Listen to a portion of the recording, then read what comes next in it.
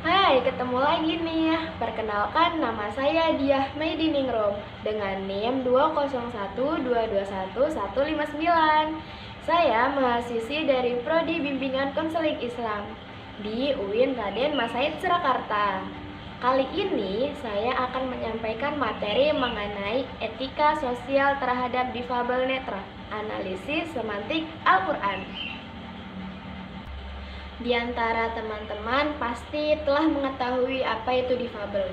Bagi yang belum tahu, difabel merupakan singkatan dari differently able atau different abilities, yaitu perbedaan kemampuan dengan maksud perbedaan fisik dan mental.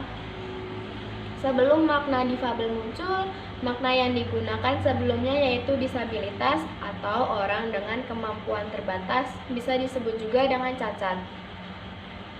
Makna ini menjadi perdebatan di dunia medis karena definisi kecacatan membuat munculnya diskriminasi dan marginalisasi difabel dalam struktur sosial.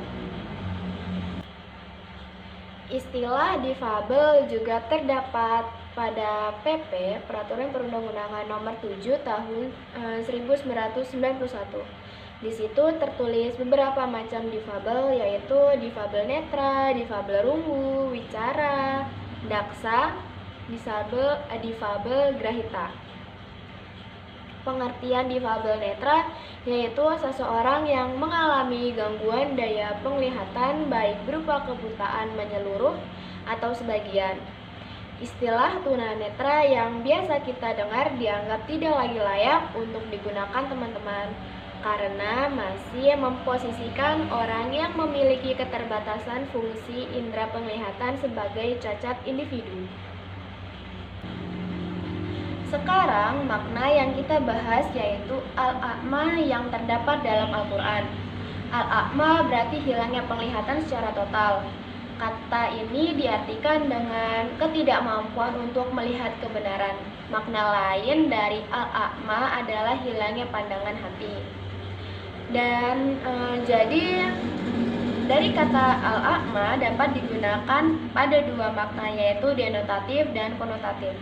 Makna denotatif yang dimaksud itu kebutaan fisik atau pada mata, sedangkan makna konotatif itu lebih kepada kebutaan batin atau pada hati. Kemudian pada makna rasional dalam kata al-a'ma, di mana setiap kata yang menempati posisi dalam kalimat akan menghasilkan makna baru. Kata al-a'ma ketika dipakai dalam berbagai ayat Al-Quran mengalami pengembangan makna atau dengan istilah makna relasional.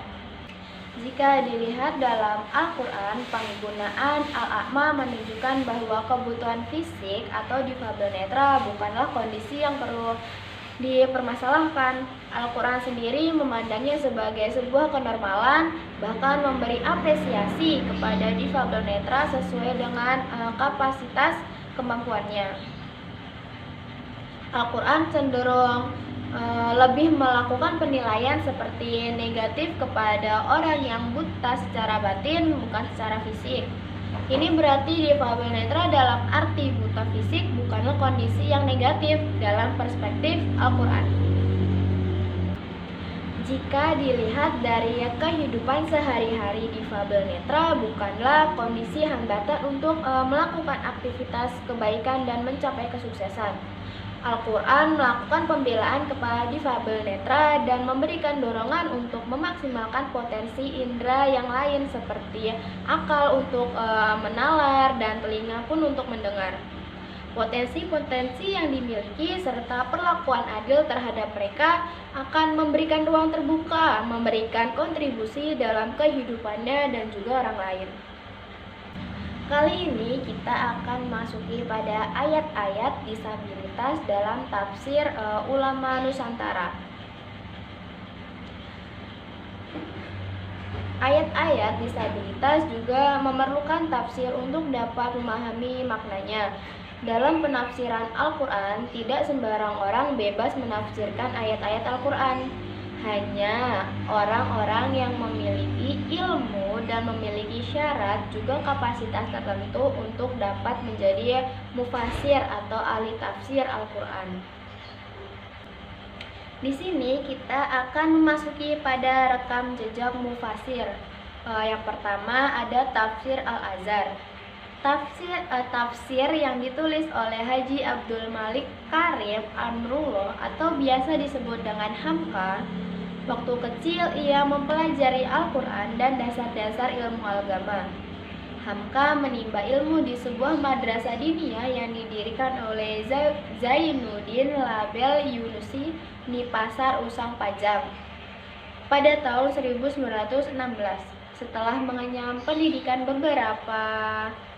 beberapa lembaga, ia pindah ke Yogyakarta. Sekembalinya ke Sumatera, tahun 1925 Hamka memulai karirnya sebagai dai, namun tidak berlangsung lama. Akhirnya ia kembali menuntut ilmu di Mekah pada Februari 1927. Kemudian menerbitkan tafsir pada tahun 1967 dengan nama Tafsir Al-Azhar. Yang kedua yaitu Tafsir Al-Misbah, ditulis oleh Muhammad Quraish Shihab mengawali pendidikannya di Ujung Pandang dan di Pondok Pesantren Dar Al-Hadis Al-Fiqhiyah Malang. Kemudian ia hijrah ke Kairo, Mesir dan diterima di kelas 2 Sanawiyah. Ia menempuh pendidikannya dari S1 hingga S3 di Universitas Al-Azhar, gelar LC atau lisensi dari Fakultas Usuluddin jurusan Tafsir Hadis pada tahun 1967. Ia memulai menulis Tafsir Al-Misbah pada hari Jumat 4 Rabiul Awal 1420 Hijriah bertepatan dengan 18 Juni 1999 Masehi dan berhasil dirampungkan pada hari Jumat 5 September 2003 di Jakarta.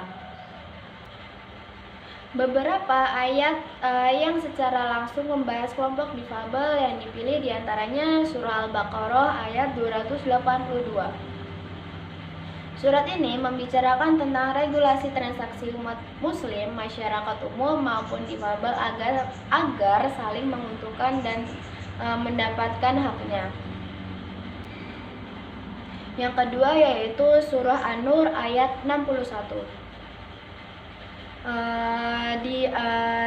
Di sini membahas tentang yang pertama, tidak ada dosa bagi para penyandang disabilitas atau orang sakit jika tidak mampu melaksanakan ibadah dengan sempurna karena kesulitan yang diakibatkan oleh disabilitasnya atau sakitnya. Kedua, tidak apa-apa jika seseorang makan bersama penyandang disabilitas dan orang sakit dimanapun dan kapanpun sebagaimana ia makan dengan orang lain seperti biasanya. Ketiga, setiap kali memasuki rumah sebaiknya seseorang mengucapkan salam.